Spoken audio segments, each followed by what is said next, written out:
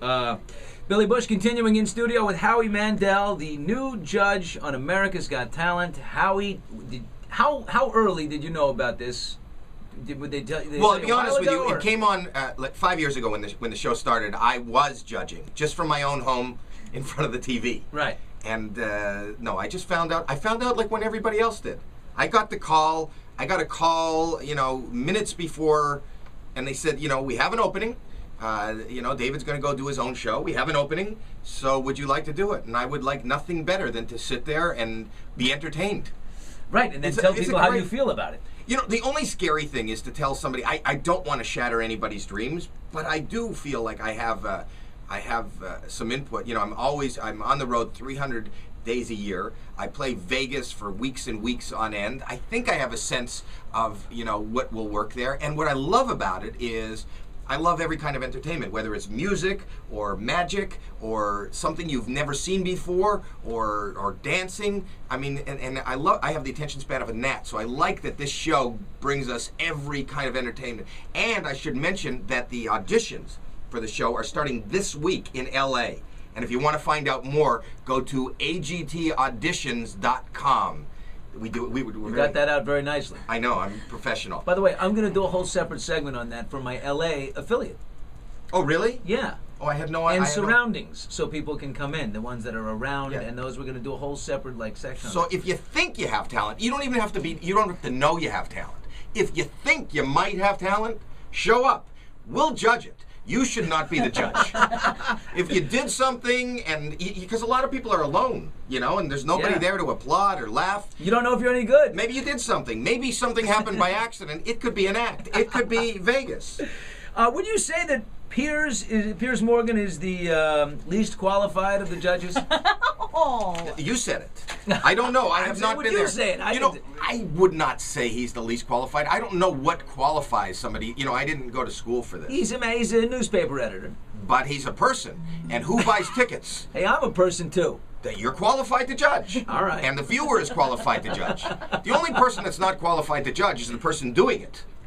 Everybody else is qualified, and the only difference between me and you at home on your underpants on the couch is I'm getting a check. Yeah, don't be confused by Deal or No Deal and the long career. Howie Mandel, you're constantly doing stand-up. Vegas headlining is your thing. You headline in Vegas all the time. All the time.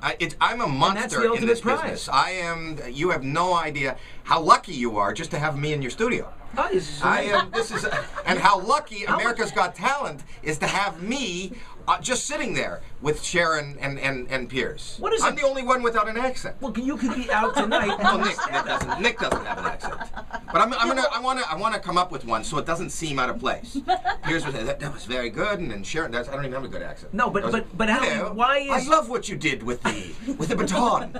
Try that one more time. Can I see that? I'm just practicing. I've got time. I've got months. It is a little bit of an outrage, isn't it, that we have two British judges on America's Got Talent? Why do we need a small country across the Atlantic telling us if we're any good or not? We need people like you.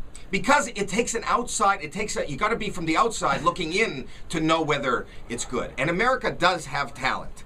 We just have to decide who's going to get the big money for their talent and who's going to get a contract. Right now, I don't know if people know that, but Terry Fader, who won the first year, he's a ventriloquist. Yeah, very good one. He's I don't know what makes a bad ventriloquist. When you see the lips moving. Yeah, that's. Do you remember Madam? What was it? Flowers and Madam.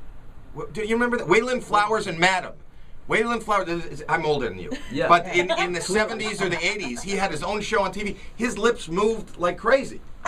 Yeah. See, that's a bad. But he was successful.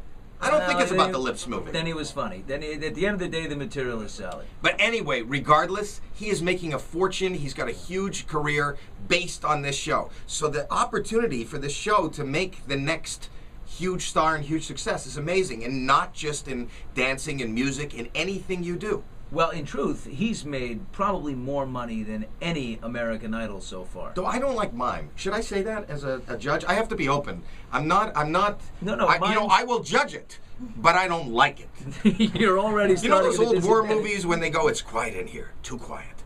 That's how I feel when I'm watching Mime. I don't like Mime. But if you have a great Mime act and you want to change my mind, come down. Go to agtauditions.com.